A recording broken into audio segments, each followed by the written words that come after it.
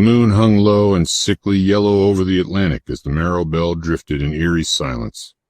Captain Jeb, a man with more years at sea than on land, squinted into the dark horizon. Beside him, his weathered crew, Tommy, Big Nate, and Ramirez, busied themselves with lines and bait, their voices hushed as if the ocean itself was listening. They'd sailed out farther than usual, chasing the promise of deep-sea hauls told in old radio tales.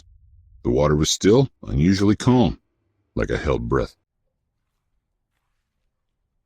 Midnight had just passed when they dropped the last of the lines, and the reel began to hum with a steady, unnatural tension. That's when they heard it. A sound that didn't belong to sea or man. It started low. A guttural groan, like the death rattle of something ancient. Then it rose, growing into a scream, high-pitched and wet, echoing across the waves with no clear source. It chilled the marrow in their bones. Tommy dropped his bait knife, and Big Nate's cigar fell from his lips, still glowing as it hissed into the salt water. The boat rocked. Not gently like a swell, but hard, with purpose, like something had pushed them. The lights on the boat flickered, and below the deck, the engine sputtered once, then died. Complete silence followed, except for the slow slosh of waves and something else, slapping against the ship. A slick, dragging noise echoed off the starboard side. Ramirez grabbed the spotlight, his hands trembling as he pointed it overboard. There it was, black as oil, glistening with slime. It rose from the depths like a nightmare. At first, it looked like a whale, massive and heaving, but then it blinked. One enormous eye opened, pupil vertical and split, surrounded by a ring of red. It stared up at them with a terrible intelligence. Then it screamed again.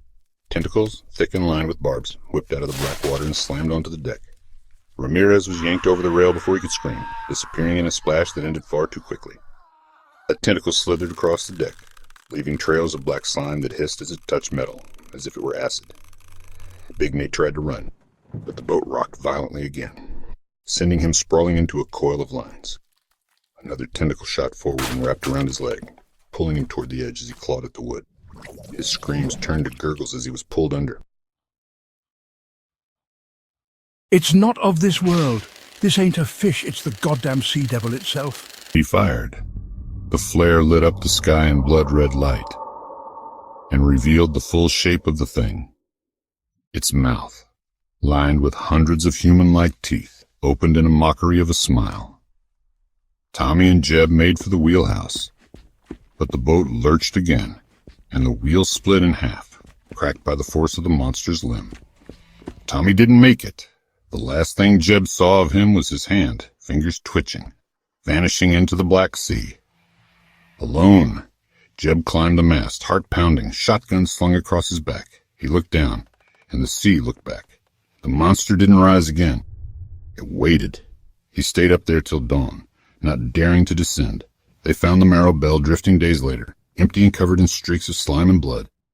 The lines were all intact, but nothing had bitten. Nothing dared come close, not after it fed on Jeb and his crew.